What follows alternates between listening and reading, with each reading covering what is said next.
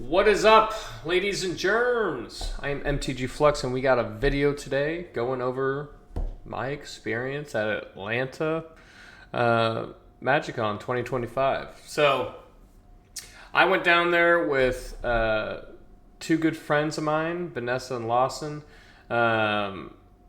They were excellent travel buddies and stuff like that. I would still have a great time by myself solo, but so much better with good friends. So shout out to both of them. You guys will hear those names come up a lot in this video just because I spend most of my time with them. But yeah, so first off, we have me at the airport in Kansas City is where I'm from. So getting ready to leave, and we got there with plenty of time. Nope, TSA wasn't bad. It was very, very easy to get out of Kansas City to Atlanta. So, yeah, that was the first step. Vanessa and I try to take a compilation of Lawson eating. She has substantially more photos than I do. So, hopefully that comes together as a fun compilation. But it's my buddy Lawson. And that's all three of us on the plane ready to go on and get out of town. I needed this as a vacation for myself and opportunity to kind of do some networking, which is some stuff that I'm really new at with this content creating, especially in Magic. So opportunities have arisen. I learned a lot. So yeah, we'll get to those points for sure. We landed, so we got all of our stuff in, and we were famishedly hungry. So we came across this place, I think it was Hungry AF. There was wings and pasta and stuff like that, kind of like soul foodie, really, really good. We actually ate there twice throughout the weekend, and it was just convenient. And they had good sauces for their wings, and the wings had a good crisp to them. And I had the two combo with like a honey spicy barbecue sauce on the wings, and then a shrimp pasta. But oh man, it hit the spot both times. Very, very good. This is a little street where they had these. You see these beautiful trees and everything, and stuff like that. There's not a lot of trees like that in Atlanta. It's not very kind of foresty like that, but this one street was actually quite beautiful to look down and see all these people enjoying their day and so on and so forth. But it was like a little square. They had a little park next to this as well, but it was picture worthy for sure. Beautiful. And their plants down there, these plants look pretty good. There's a lot of ugly plants. It's do they mean for these plants to be ugly?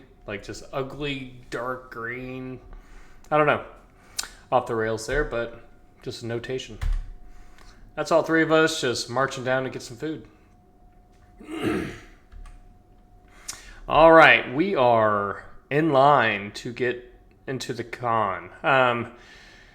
From previous cons, this is probably my third MagicCon that I've been to.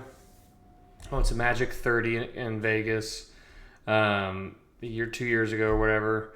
And then I went to MagicCon in Chicago back in March this year. So this would be my third.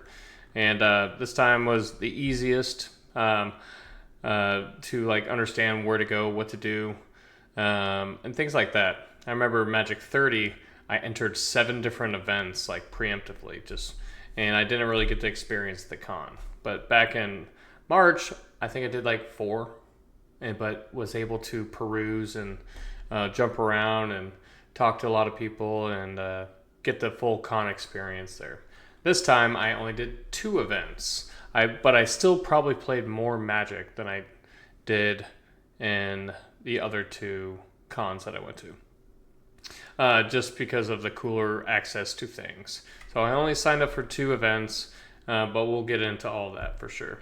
But yeah, very nice people. Atlanta, how I explain Atlanta is you have incredibly nice people, and then you have the other side of that coin. There wasn't really middle. I kind of judge them based off of like you have to be a very strong, nice person, like to get through negativity and stuff like that to stay in Atlanta because there's some of it out there. But there were off the charts nice people there as well. So it was really nice getting to interact with those people. But yeah, we're sitting in line. We got there about 45 minutes before open, probably a little too early, but because once the floodgates get open, I didn't have anything to really jump towards and run to right off the bat, because our first event was Team Trios, and that was for Mystery Booster 2, and that was at noon.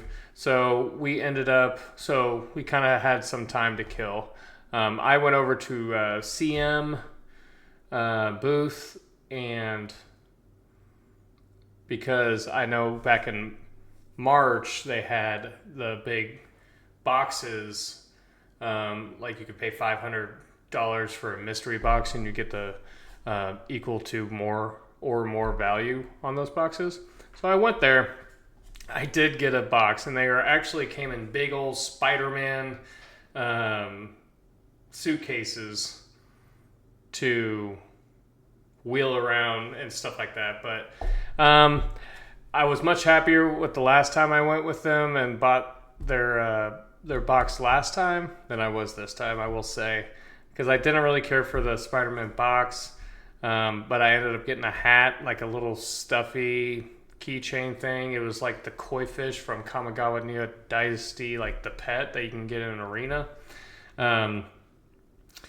But it also had a Jurassic World secret lair, price over $240. I had the 3 trees from Blue Burrow. I think it was Spring or something like that. It was a $60 card, I believe. Borderless foil. And then like they had a Black Lotus pen on there as well. But yeah, and then that was it. A little disappointing on that one, but it was still cool. I do like to, I don't gamble, but sometimes I like to take a risk like that every now and then. But yeah, so that was that. I swung around to the little Pro Tour tent. I'm a big fan of John Emmanuel Duprat. I actually met him in Chicago back in March, like in TSA. We sat there and talked to him for like 30 minutes. Incredibly nice guy. I was rooting for him, especially. So I caught him in the spotlight seat. And he performed pretty well. But always rooting for him to kick tail and do awesome. But super incredibly nice guy. All right, we're in Team Trios. So it's all 3 of us, Vanessa, Lawson, and myself. Vanessa she's never been to a con before and never done these events, so she has some nervousness. So we put her in the middle and me and Lawson on both sides. Normally with these events, you open a whole box and you kind of have an idea of what you want to kind of look for and go towards. We told Vanessa kind of like look at either aggressive or mid-range cards, and Lawson does really well with like scraps and or jank kind of stuff. And then I was looking for combo or control. Those were kind of like options that we had of just initial things that were looking for. But yeah, the decks turned out really good. This was my pile. So this deck was absolutely disgusting. So I will say, as a team, we went 1-2, but I went 2-1. I lost to aggro because that's what this deck will lose to if it's 2 over the top aggro. And then, but the other 2 matches, I just absolutely went off. I just went nuts on them. So we have a Yorion deck. Where to start? I have 4 Planeswalkers. I have Karn, Ral, Storm Conduit, and Kazmina, and Jace Beleren. So some combos that I had in this deck. So on my 1-drop slots, you see like Sensei's Divining Top, absolutely gross in this deck because this deck just wants to draw cards. So I am doing the actual Izzet thing. Granted, I'm double splashing for Leovold.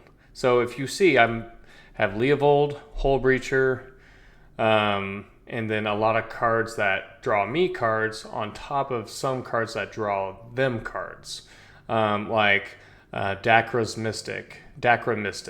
It's a blue and tap. Each player reveals the top card of his or her library. Put the revealed cards into their owner's graveyard. If you don't, each player draws a card. So basically, I draw a card. If I have Hull Breacher out, I also make a treasure token. Enclave Cryptologist is also a target player draws a card. Jace Beleren is target player. So it is +2 is both players draw a card. So I have just things to make them kind of draw and just get more value. And most of my games that I won were either kind of doing the Hull Breacher Leovold thing, pinging down with the Electrostatic Field, or have the Oneirophage, which is a 1/2 flyer for 4, and it gets a +1/+1 counter for every time you draw a card. So this deck drew a lot of cards. So in my 6-drop slot, I had AC, Tyrant of the Gyre Strait. I get to play additional land each turn, and whenever a land enters the battlefield under my control, I may draw a card. That came up a lot. And then with Sensei's Dividing Top, Brainstorm, Expressive Iteration isn't a draw spell, but it's a good option. Jace Beleren, 2 big scores, Treasure Cruise, Sublime Epiphany, like those big draw spells and just interaction spells and things to kind of get me more value was absolutely disgusting. This deck was gross. But the Oneirophage, there was one turn where I got like 17 draws in one turn to kill them for lethal. Like, it was that disgusting. It involved Sensei's Dividing Top, Brainstorm, Sensei's Dividing Top, big score into another big score, and I had a recursion spell of some sort to bring. I think it was one of my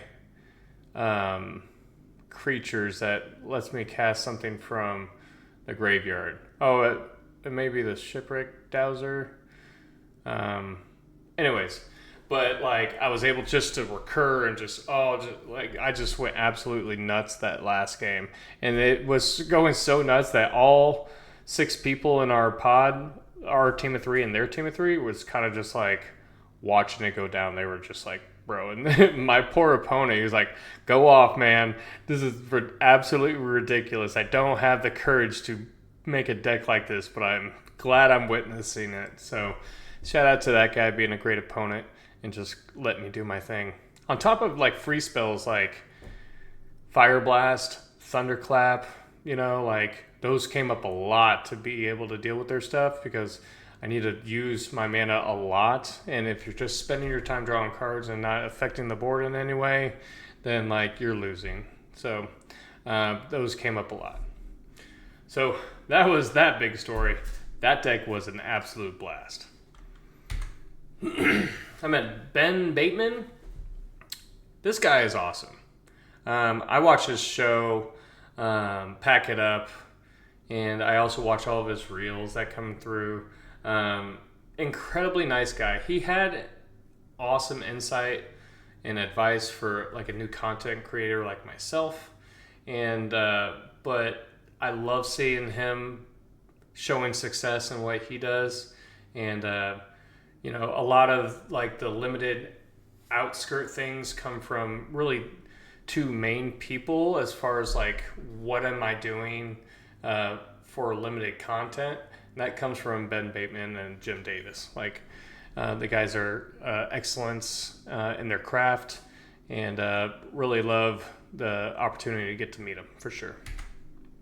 Ooh, so we went to Ted's Montana Grill that night. After we got there, I was cashed. I had blisters on my feet, I had shin splints, didn't care. just kept on rolling.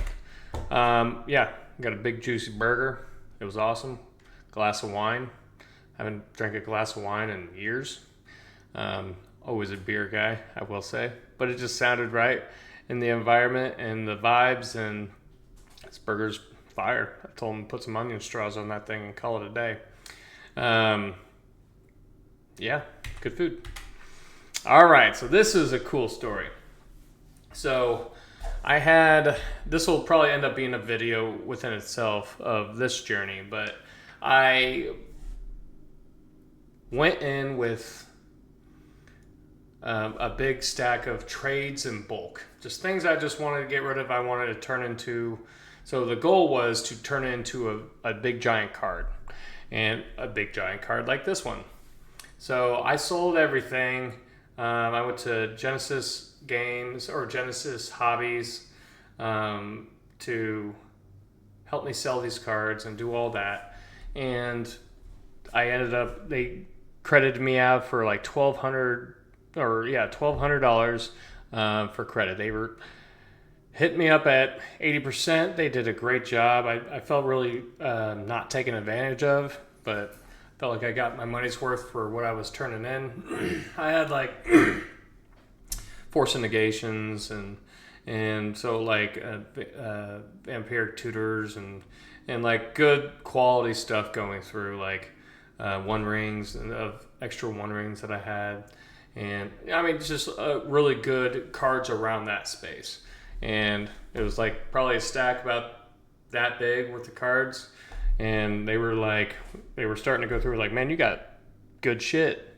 And I said, I feel a lot better about this situation right now.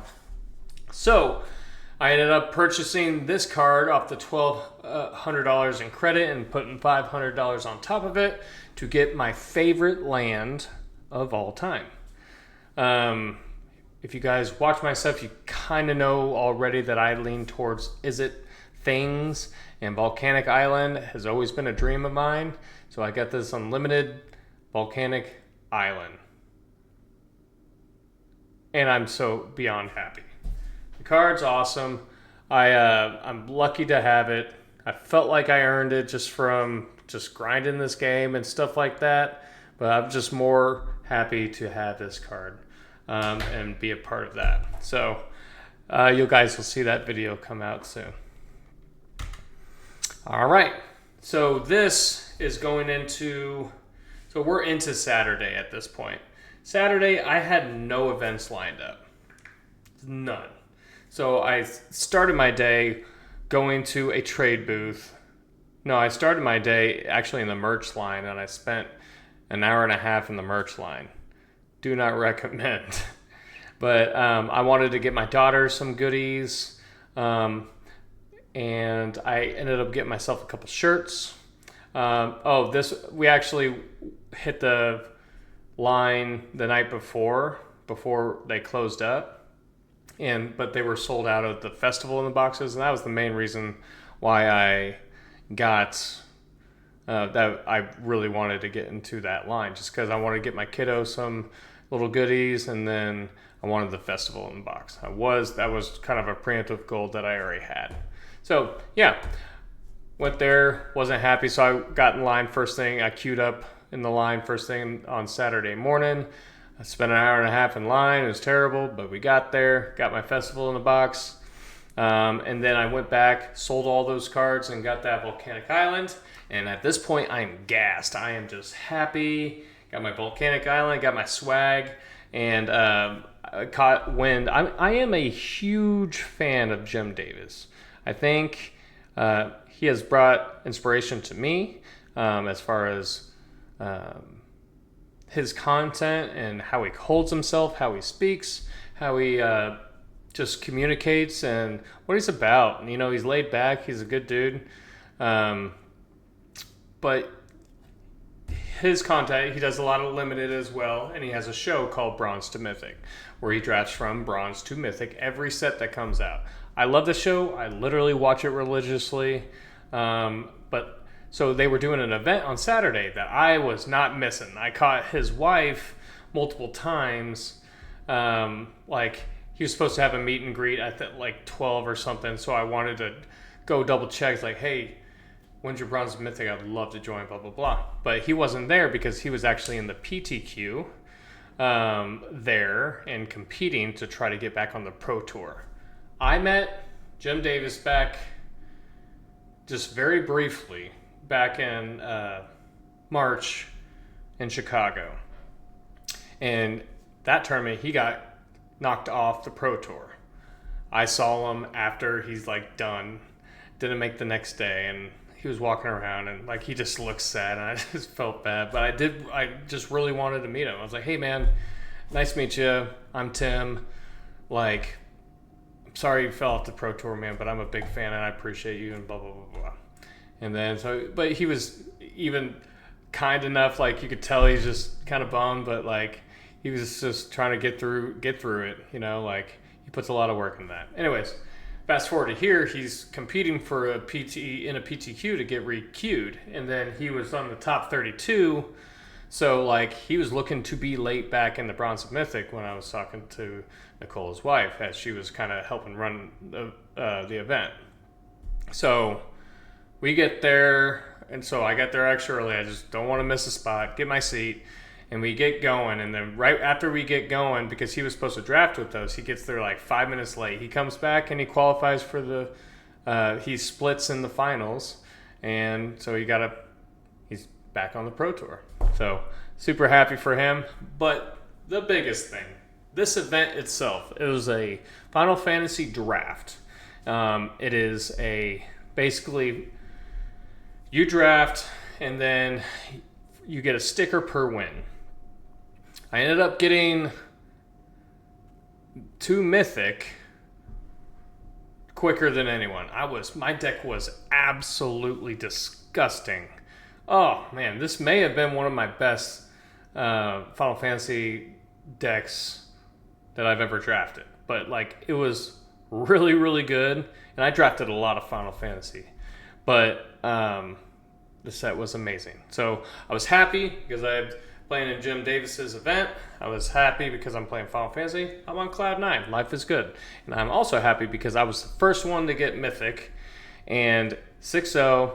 So like super happy about that. This was the deck. Let's talk about this for a quick moment. My colors were incredibly open.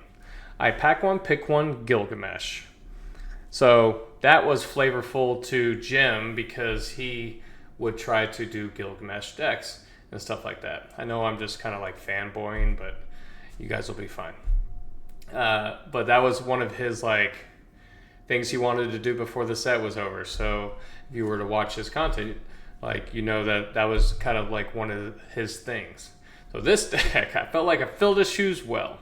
So you had Gilgamesh, you had 2 Zidanes, which both I got on the wheel, 3 Warrior Swords, Kuja that I opened in pack 2, Ash actually soloed a couple games against people, Item Shopkeep, great for evasion, Ambrosia, great for interaction to protect some of my stuff, 3 Monk's Fist and Giat, and then Zac Fair, great. Freya actually took over like a busted pack of like a lot of good stuff, but I needed something with some evasion. But I got 2 Thunder Magics, 2 Suplex, 2 white Ursites, and a Lionheart. Lionheart I actually got last pick or like second or third to last pick in one of my packs. I was like, I don't know, but if I could have had 3 or 4 Suplexes. I could have just the 2 Thunder Magic and 3 white Aurasites. Like my colors were incredibly open. And then the Ancient Copper Dragon was actually passed to me in pack 2. I opened Kuja and then passed the Ancient Copper Dragon. Like normally I don't say much at the table unless I have a bunch of friends and we're just BSing. But like I turned to this guy like, dang, that pack must have been busted.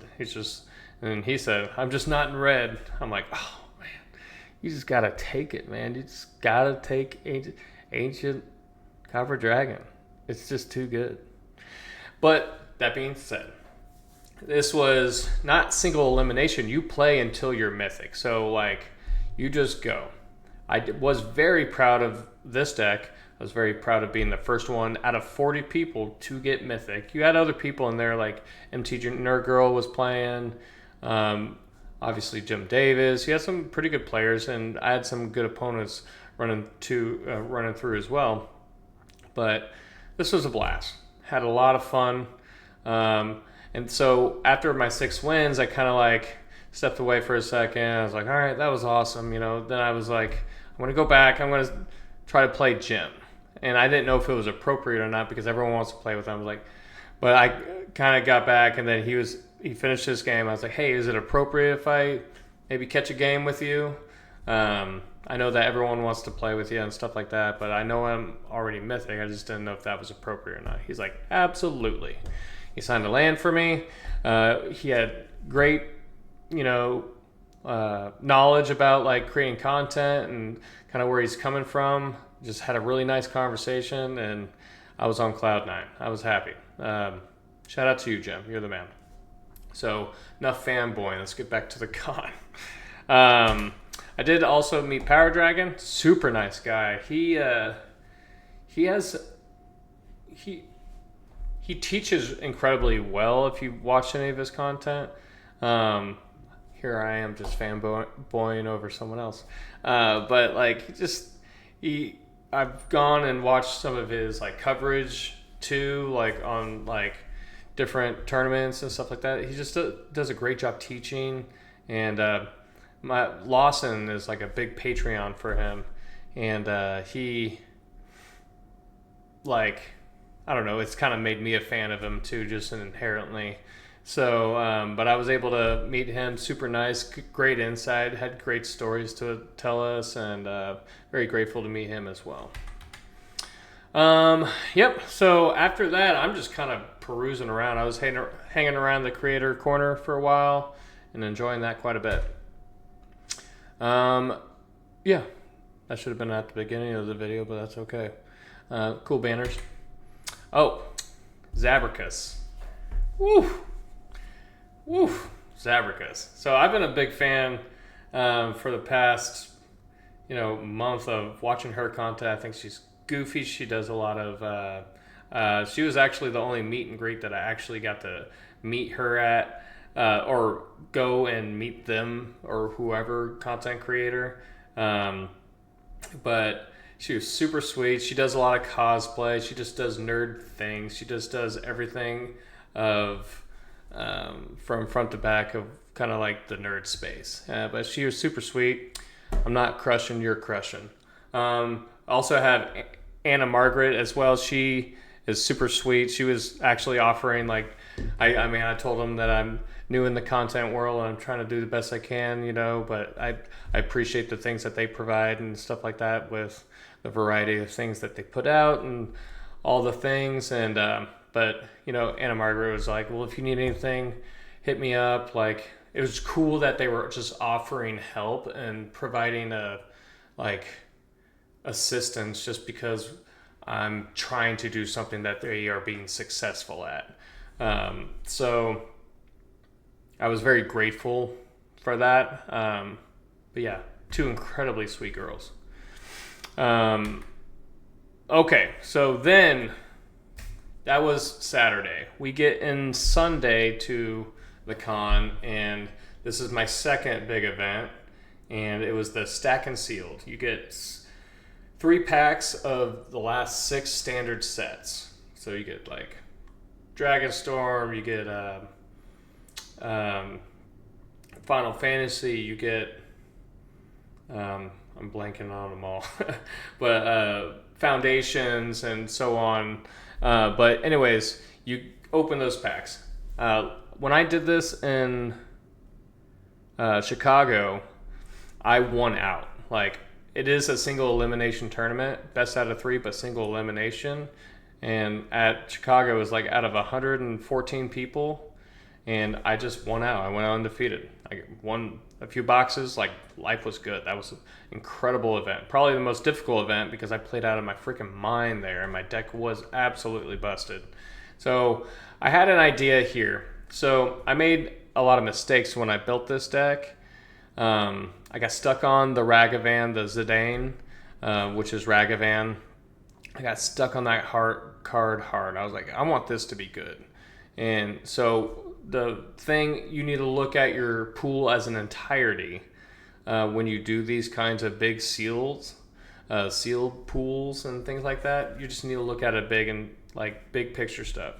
I went incredibly aggressive. So like we're looking at this deck like Choco Comet, War Effort, basically 4 Banishing Lights, basically take care of anything. Thunder Magic, Focus Fire, good interaction, but I got Fleeting Effigy, Ragavan, Devoted Duelist, Helpful Hunter, Fortress Kingguard, Spider-Man Manifestation, the Power Catcher. Then I'm splashing for All Out Assault because the card's just really good. So if you guys are looking at this, the only in Giada, so I only am playing 3 rares: All Out Assault, Zidane or Ragavan, and Giada. Giada's a 2/2 Vigilance and maybe can get some synergy with the Squad Rallier as an angel, or not even the Squad Rallier because it's not an angel, but I think I was switching that out with a 4-drop angel at one point. Anyways, but what I'm saying is like very narrow. I kind of kept everything too narrow. I should have been more flexible. Looking at my pool, I had really great cards in blue. Like I had to stock up,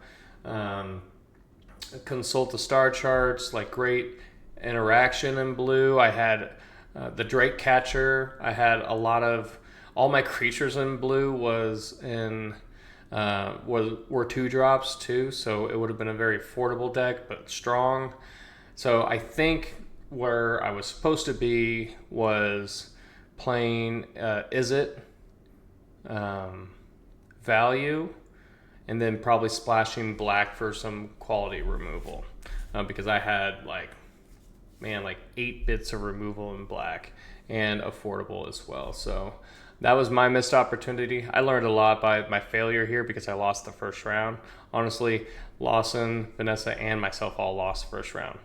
Blessing in disguise, we got to enjoy the rest of the con, but didn't feel great at the time. I was bummed. I went out the time before I did this, but just lose round 1 and not play anymore after you put in a lot of money for this. So lesson learned, but that's all right. All right, so since we had time to kill, we eventually did Lawson and I did a on-demand. I've never done an on-demand event before, but it was a Mystery Booster 2 single elimination. I will say we both lost our first round, so we're just getting our asses kicked all day. But it's Sunday. Saturday I was a winner. Sunday I'm another loser. But that being said, this deck was pretty sweet. So I have the WinCon's like grinding station. I have Ironworks and grinding station in here. Trying to keep like super affordable things. I do have Empty the Warrens because there are like some of my cards can pop off in a very storm way. And but yeah, this deck was sweet. So it's weird because I'm like doing an artifact thing, but I'm also not trying to die. And this was a draft, an 8-pod draft. That's why you'll see Minsk and Boo and Questing Beast in here for the greedy splash. But you kind of have to do that thing in Mystery Booster 2 sometimes just to provide like more spiky games. There's going to be games where Minsk and Boo is just going to win me the game. Just because it's Minsk and Boo. They don't have an answer. Would continue just to beat your face in with Minsk and Boo. And then the hollowed one wasn't very great in this deck. I have no real... I guess I can make it cost actually free with... No, I can make it cost 1 after casting Control of the Court because it's a draw 3, discard 2. So that would make hollowed one cost 1. But yeah, a lot of sweet cards going on in here. Patchwork Automaton just for the really big artifact thing. I was talking to Lawson about this. I was like, what I really need is just a Sol Ring. I know that was like kind of a big ask, but a Sol Ring in this deck, I think just would have just made it busted. And that's what I'm finding with a lot of these Mystery Booster 2 decks. And when you're kind of trying to do jank and some fun stuff, that like you're just missing one piece. Just if I had that Thassa's Oracle for that Doomsday deck, like it would have just been absolutely unbeatable. It would just been too good. But yeah, so that was the story behind this deck. This deck was a blast. I lost because I went to go up against White Weenie aggro, and they just, I mean, I was staying alive. I was doing just fine, but he was just curving out way too hard, and you can't keep up with those things. So, but the Cephalid Broker would have been great in my other draw deck. But yeah, anyway, and that's it, guys. I know that's the story. I will say, generally speaking, I was able to have a lot of great experiences. I was able to meet a lot of cool people, like especially in the content space, which I don't have that outlet of knowing or being in those link up with peoples. I'm going to try to leave the people that I met in the description down below. But I will say, like, they were incredibly insightful and communicated with their heart, as far as like me just being a small content creator. I'm not over here like, hey guys, I'm making content, help me out. Like I asked for nothing, but I just said, you know what, like I'm doing some stuff, trying to do the best I can. I inspire from you guys a little bit. With the Zabricus, with Power Dragon, with Jim Davis, you know, and Ben Bateman. Like, I inspire to be to learn from you guys just by what you do, by you doing. And they were all like incredibly nice, incredibly, and like it just fuels me up. I just got off the plane, you know, a few hours ago. I just unloaded my bag and got on the computer just to keep this all fresh. But I was incredibly grateful for them and what they were able to teach me, and just honestly just interacting with them. You know, I think that's a special network, and I will not take that for granted. But yeah, that's all I got. I hope you guys enjoyed the story time and hanging out with me. But until the next video, we'll see you guys then. Later.